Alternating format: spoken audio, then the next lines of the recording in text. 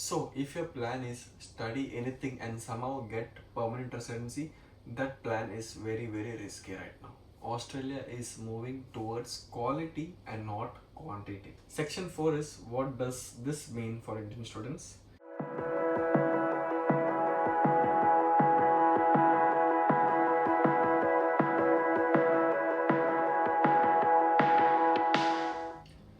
Hey guys, I hope आप लोग बढ़िया हो.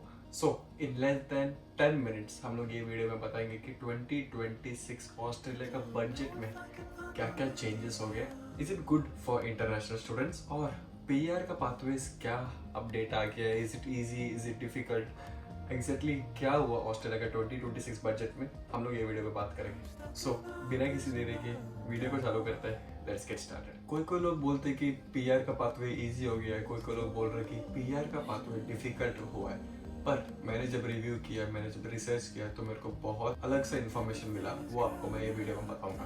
तो गवर्नमेंट ने ये बोला है कि they want to prioritize the people who are already here in Australia, which means अगर आप 485 वीज़ा में हो या फिर अगर आप एक स्किल्ड वर्कर हो जो आप लोग काम कर रहे हैं आईटी में या फिर कोई भी कारपेंट्री या फिर आप शेफ हो और आप लोग ऑलरेडी ऑस्ट्रेलिया में हो, तो आपको नंबर 1 प्रायोरिटी मिलेगा. That means international students who are already in Australia, people who are already in the temporary resident visa, that is the 485 visa, people who are working in the respective fields, उनको priority number 1 मिलेगा. सो onshore applicants को ज़्यादा priority मिलेगा compare to offshore applicants. सो अगर आप बाहर से apply कर रहे हो ऑफशोर 491 वीज़ा में अप्लाई करने का देख रहे हो या फिर आप बाहर से ही आप स्किल असेसमेंट करके यहाँ पे आना चाहते हो तो थोड़ा डिफिकल्ट है. इतना भी डिफिकल्ट नहीं है कि पर आपको प्रायोरिटी मिलेगा, पर पहले जो ऑस्ट्रेलिया में उनको मिलेगा, फिर आप लोगों को प्रायोरिटी मिलेगा. एंड सीट्स के हिसाब से आप लोग को सीट में कुछ चेंजेस नहीं है, सीट एलोकेशन सेम ही है हर एक स्टेट का ऑनशोर ऑफशोर का. सो ऑनशोर को सबसे पहले प्रायोरिटी मिलेगा, फिर ही ऑफशोर को मिलेगा. तो ये है बजट का नंबर 1 चेंज. मैंने लैपटॉप में थोड़ा पॉइंट्स लेके आया. ऑस्ट्रेलिया को चाहिए यंगर माइग्रेंट्स. सो अगर आप यंग हो 18 से 25-28 के वो रेंज में आते हो तो आपको ज़्यादा चांसेस है, ज़्यादा प्रायोरिटी मिलेगा compare to people who are bit older और पीपल हु आर बिलो और under 18 years. They want higher skilled workers, they want higher educated people. और मैं एक चीज़ सुना कि नॉट श्योर, मैंने सिर्फ सुना है कि ऑस्ट्रेलिया का पीआर का जो पॉइंट सिस्टम है वो चेंज होने वाला है.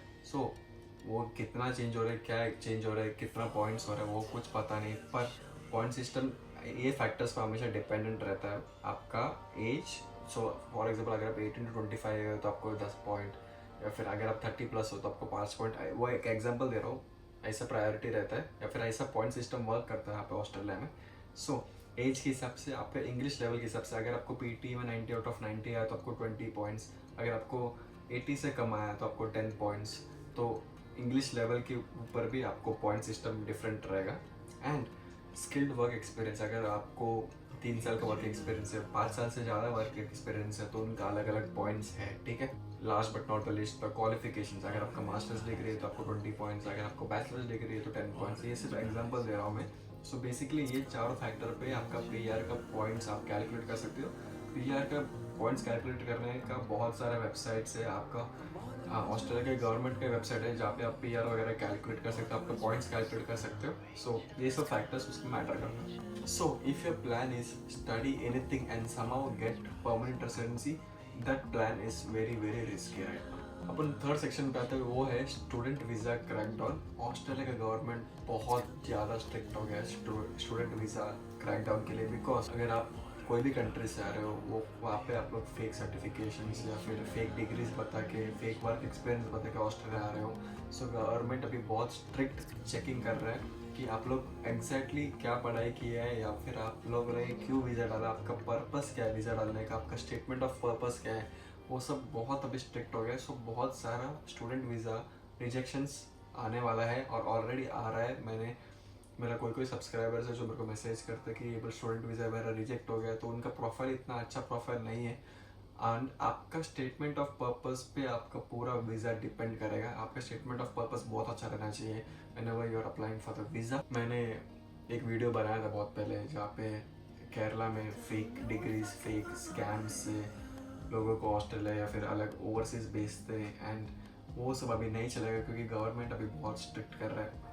आप लोग फेक डिग्रीज बना रहे हो, फेक वर्क एक्सपीरियंस बता रहे हो, फेक पीटी, फेक आईएलटीएस का स्कोर्स आप लोग मॉडिफाई करके डाल रहे हो। सो वो सब मत करो क्योंकि बाकी जो जेन्युइन स्टूडेंट्स हैं उनको भी अफेक्ट होता है एंड आपका भी वीज़ा रिजेक्ट होएगा। और जो जेन्युइन स्टूडेंट्स हैं वो लोग को मुश्किल हो रहा है क्योंकि आप लोगों की वजह से जो ऐसा फेक डिग्रीज वगैरह प्रोवाइड करते हो। सो प्लीज़ आप लोग फेक डिग्रीज मत प्रोवाइड करना, जो भी जेन्युइन है जेन्युइन तरीके से आना। And Australia will give you a lot of opportunity. It is a land of opportunities. It is a land where you can earn money if you're working hard. So please अच्छे तरीके से honestly sincerely जो भी आप काम कर रहे हो वो करो, एंड देन आप लोग यहाँ पे पढ़ाई करने आ रहे हो तो पढ़ाई करो, and then whatever if you want to settle here, if you want to work here, आपको एक्सपीरियंस चाहिए, आपको वापस इंडिया जाना है, जो भी आपका चॉइस है वो आप कर सकते हो। पर गवर्नमेंट बहुत फ्लेक्सिबल है स्टूडेंट्स के लिए, जो 48 आवर्स वर्क राइट्स दे रहे हो। कोई और कंट्री में आपको इससे ज़्यादा वर्क राइट शायद से नहीं मिलेगा, आप अच्छा खासा पैसा कमा सकते हो।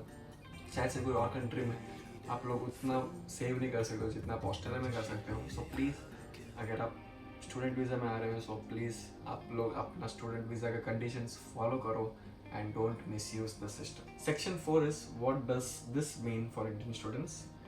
सो इंडियन स्टूडेंट्स के लिए यही है कि this is not the end, there is a lot of opportunities still in Australia, but the competition is getting tougher. Everyone's first choice has become Australia now. Canada America को छोड़ के अभी Australia एक ज़्यादा स्कोपिंग वाला country लग रहा है बहुत लोगों को। सो बहुत स्टूडेंट्स आ रहे हैं अभी ऑस्ट्रेलिया में सेटल होने के लिए, पढ़ने के लिए। सो कॉम्पिटिशन इज गेटिंग टफर। सो आपको जितना वर्क एक्सपीरियंस इंडिया में है, जितना यहाँ पे आके आपको जल्दी वर्क एक्सपीरियंस मिल रहा है, आपके लिए वो बेनिफिट रहेगा। स्किल्स आप लोग जनरेट करो, स्किल्स आप लोग अपना होम कंट्री से पढ़ के आओ।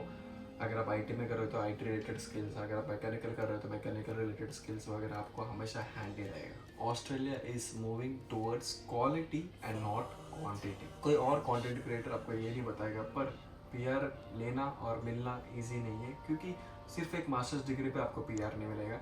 आपको एज, आपका इंग्लिश टेस्ट, आपका work experience back in India, आपका यहाँ का जो वर्क एक्सपीरियंस है, आपको यहाँ पे एक ऑक्यूपेशन चूज़ करना पड़ेगा जो स्किल्ड में है। So there are few factors that will lead you and that will help you to get permanent residency. It's a very big process, you have to be very patient if you want a permanent residency here in Australia.